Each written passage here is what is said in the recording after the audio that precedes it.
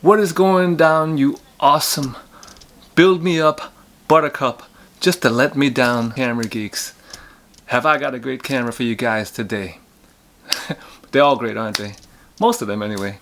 But first, what is the consensus on this here? I think most of you guys say you prefer this, right?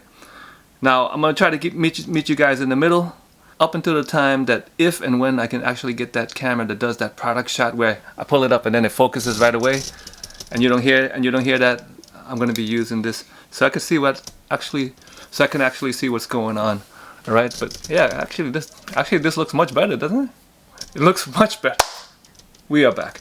All right, so today's camera legend was a sensation when it was released in 2012, and for a time there it really was my favorite camera because it had a game-changing feature that really bumped up the hit rate for my street photography.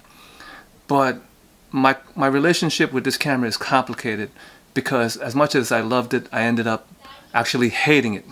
All right, and I'll tell you the story about this camera. But this camera no doubt caused a sensation when it was released in 2012, and in many ways it's still a fantastic camera today.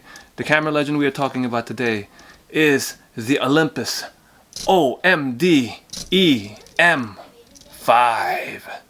Alright, so I think a lot of you guys will remember this camera very fondly. Let me just go through the quick specs for you guys. I'm not going to do a full in-depth review because there are plenty of great reviews on this camera already. And my whole thing is I have a bunch of cameras that other people have reviewed, and I've just decided not to review them for now because I don't like redundancy.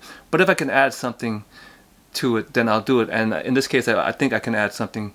So first of all, let's go through the quick specs. This camera is the Olympus OMD E-M5.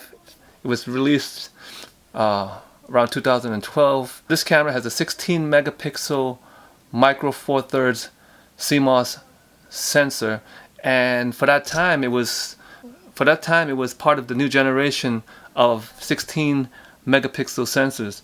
And in addition, it has HD video, of course. It has live view, all the great stuff that you guys have come to know.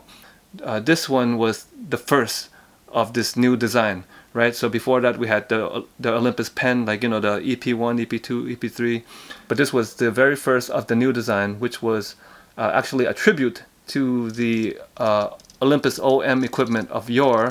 But there was one feature in here that was a game changer for me as far as street photography is concerned. So I want to show you guys some photos to show you guys what this camera is capable of, and when we come back I'm going to tell you guys why I actually ended up hating it and where our relationship is now. It's a little complicated, guys. This is touch shutter, okay? So when you touch it, it takes a picture right there. You see that? And this really was a game changer, really, for me. For candid, for street work, for anything, really. It makes, you know, it really makes it so much easier to get the shot.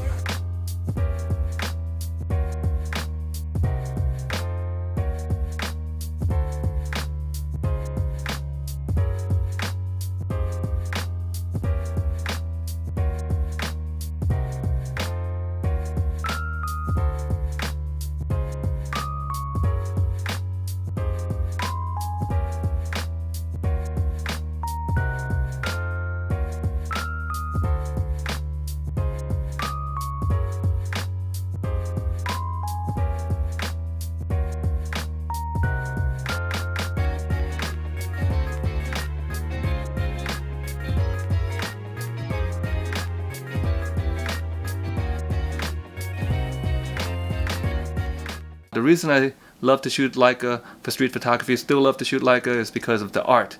You know, I love the tactile feel of the rangefinder. I love to, you know, try to be in charge and try to take control of the photos and have them come out the way that I want. But when it comes to the bottom line of actually getting the shots, this camera with the touch shutter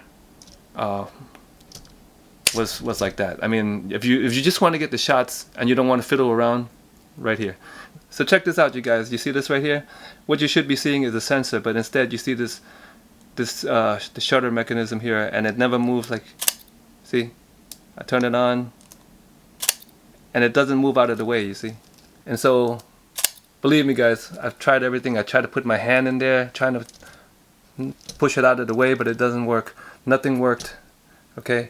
I really didn't want to send it into Olympus out of principle, but I probably should have. And I don't know if anybody still repairs these cameras, but if they would repair it for cheap. But more than that, that's the reason why I got this one. Okay, 170 US. So back at that time, their prices went down really low. Is the Olympus OMD E-M5 still worth it in today's world? Well, here is where it gets complicated, guys. In my opinion, if you can find it for like $150 to $200, then I think it's perfectly worth it. But the complicated part is Olympus had, as you guys know, Olympus made a ton of OMD bodies after this one, before they went out of business or before they sold it to OM Solutions. So I just looked on KEH, and for some reason it's up in the $300 range. And for me, $300 to $350 is not worth it for this camera. You're better off getting a OMD EM1, the professional body, if you're going to pay that price. So you have so many choices, but if you can find them for like $150 to $175, I still think it's totally worth it. I still think it gives fantastic images, especially with the great Zuiko lenses. That's going to be perfect for any kind of photography you want to do, especially for street and portrait photography. Alright, so I hope you guys enjoyed this episode.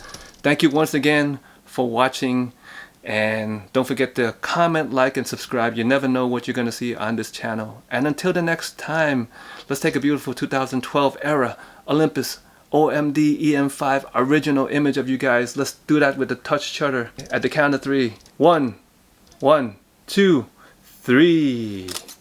There you go. You hear how fast that was? Olympus OMD EM5. And I will catch you guys next time on the CameraLegend.com YouTube channel.